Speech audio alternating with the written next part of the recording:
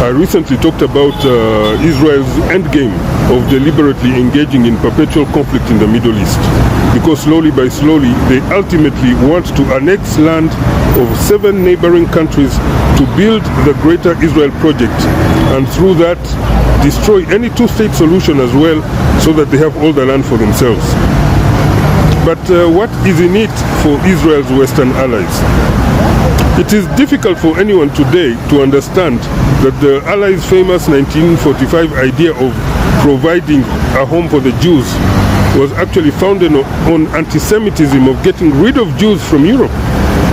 How can you decide to search for a home elsewhere for your own citizens who already have their homes and home country in Europe? Sending Jews from Europe to Palestine was simply Western bigotry, Western anti-Semitism, and Western hatred of Jews disguised as love and compassion for Jews. Every single Israeli knows this, and that's why they're all bitter and deranged, but have to keep quiet just out of necessity to survive from that fake Western compassion and its corresponding financial support, great financial support, that is actually based on keeping Jews away from Western countries. Yeah? Western governments smoothly expelled the Jews from Europe to Palestine in 1945.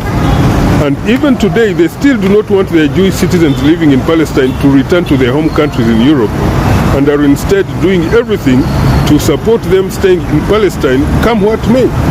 Because if they go back to Europe, they take over everything. That's what they think.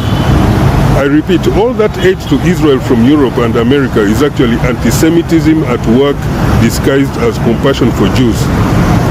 Western governments should just stop their anti-Semitism, take their Jewish citizens back to their home countries, and leave the Palestinian people alone. This genocide we are seeing today is actually a psychotic combination of Western hatred of Jews, Israeli hatred of Arabs, Jewish anger against having no option but to live in the Middle East, and secret Jewish anger against its own European allies, whom Jews know that these allies want to keep them away from Europe as much as they can, including by giving them anything, any financial aid they want, so that they stay over there in the Middle East.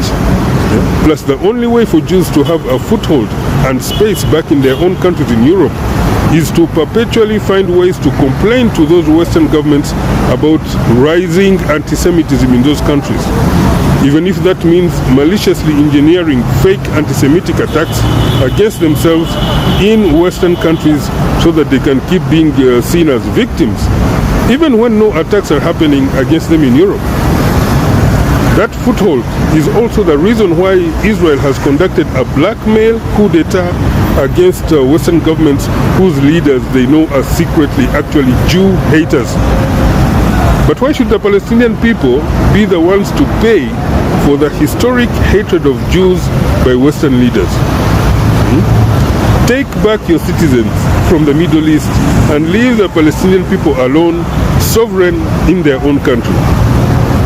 Thank you.